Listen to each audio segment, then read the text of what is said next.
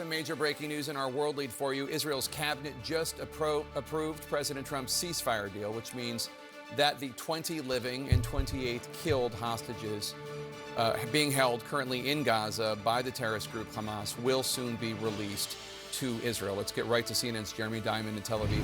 Jeremy, this is pretty big. Took a long time, though. Without a doubt, Jake, after 2 long years of captivity for those 48 hostages, but also 2 years of agony for their families, the Israeli government has now approved this deal that was brokered and reached in an agreement between Israel and Hamas in the early hours of yesterday morning to secure the release of all 48 hostages, 20 of whom are believed to still be alive. Now, the next steps in this process, we expect that a ceasefire will come into effect inside of the Gaza Strip. It's unclear. You kind of need that to secure the hostages, unless they're going to kill the hostages. If that ceasefire is already now in effect, but we had indeed been told previously that once the Israeli government approves this deal, a ceasefire would indeed take hold. We are waiting for confirmation on that from the Israeli military itself. But now what we will see is an appeals process through the Israeli Supreme Court for any individuals who want to oppose the release of some of the Palestinian prisoners who will be released from Israeli jails, including 250 of which are currently serving life sentences in Israeli prisons. Once that is complete, we will very quickly see the release of those hostages in Gaza. Wait. So they agreed to a deal, but somebody could sit there and veto it.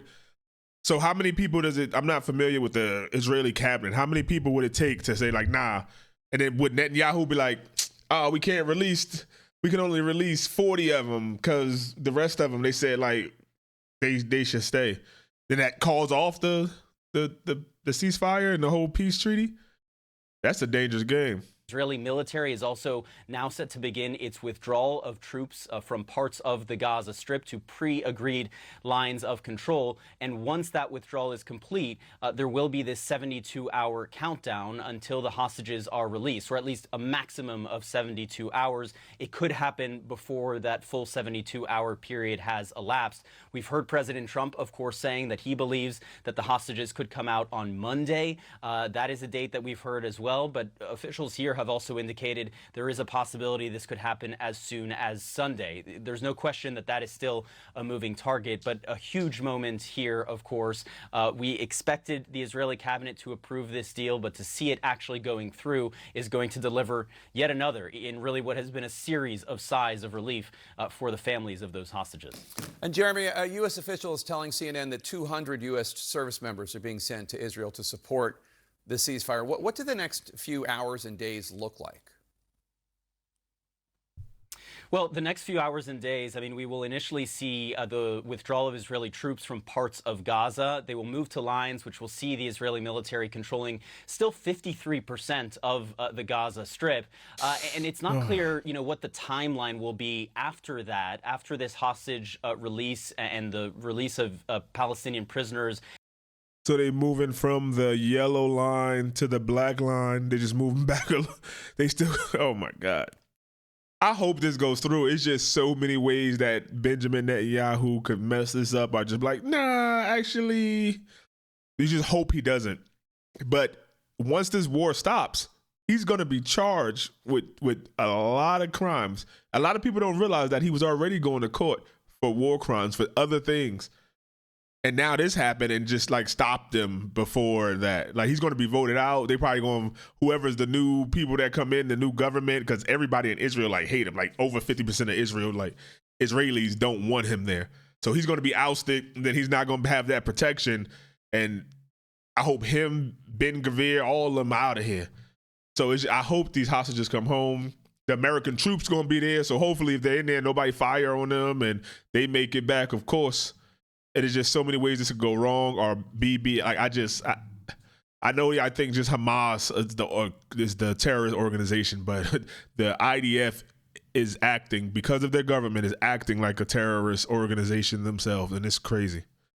is completed, how quickly after that will we actually see the Israeli military beginning to hand over territory to this, as of yet, not fully created international security force, which is supposed to start taking over security authority of the Gaza? I think Trump's trying to make his own version of the UN. Gaza Strip, but these 200 U.S. troops that will be sent on the ground to monitor the implementation of this plan, again, that represents another step in moving towards this international security force. We understand that CENTCOM is likely to have a significant role in the coordination and the implementation of the next phases of this agreement. And again, we still need to see the details on what comes next, what the timeline is for all of this to happen.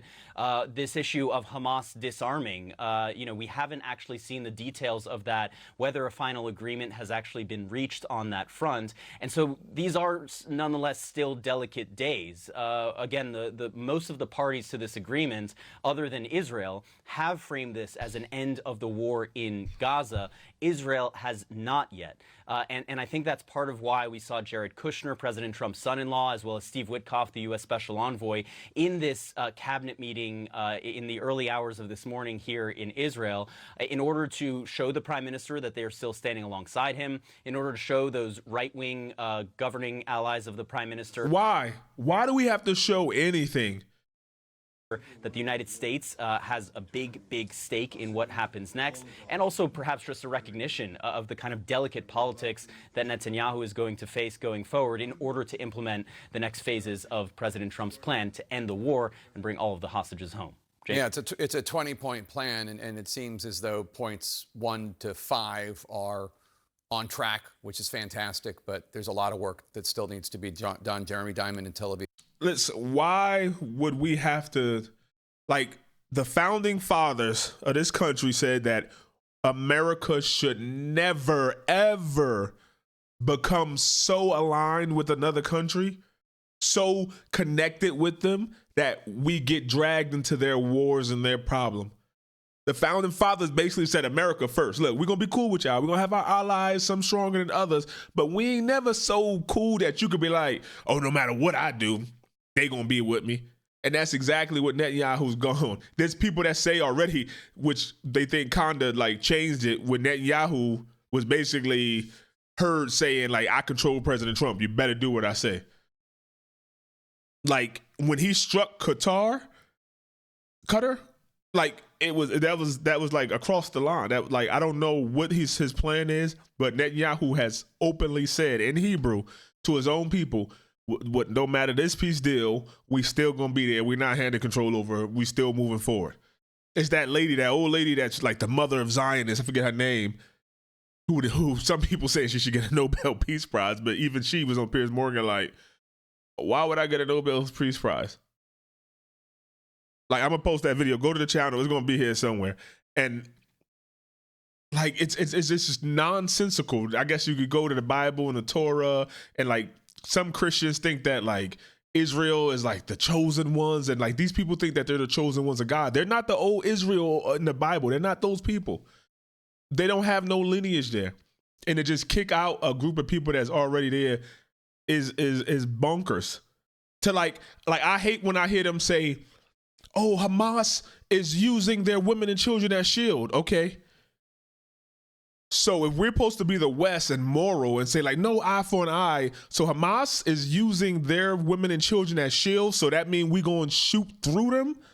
Like, oh, well, like, so the women and children of Gaza have to fear their own men, their husbands, brothers, cousins, fathers, and the IDF. So who's to protect them? Who's to protect the innocent life that's on the ground? Because you said Hamas not protecting them. You said they don't care. They stealing the food. They out there hungry because the Hamas is stealing the food and selling it. Hamas is using them as shields. And Israel is bombing them. How the hell is that we have the moral high ground? They say, hey, I bet you won't shoot through these people. And you call them and say, yeah, I bet we will. Since when is that the higher ground, the higher morality? What would Jesus do? Would he shoot through the kids because they held him? That don't even make sense at all. Like, But like he said, the first 5 steps are, I know CNN mad as hell that they got to report on this, but I know the first 5 steps seem like they're going to come through. I'm just waiting for something that Netanyahu do, or, Hamas turned in their weapons, but it really wasn't enough. We expected 100 AK-47, 1,000 AK-47s, but they only turned in 998, blah, blah. Like, it's just so crazy. Like, Netanyahu, for the sake of his life, he can't afford to have this war in. Let's see what the people saying. Hold on. Jake can't believe he's forced to report good news for President Trump. Here to see the negative comment about the historic events. Okay, Trump was Jeffrey and Diddy's wing. Oh, God. My main concern is how to survive all of these financial and political crises, especially in light of the U.S. political power shuffle. Yeah, stupid. So our government, the left and the right, shut down the government because they can't agree on paying the military or anybody else in this country. But yet, if Israel needed some money right now, they'd go find fucking $200 billion to give them at any moment.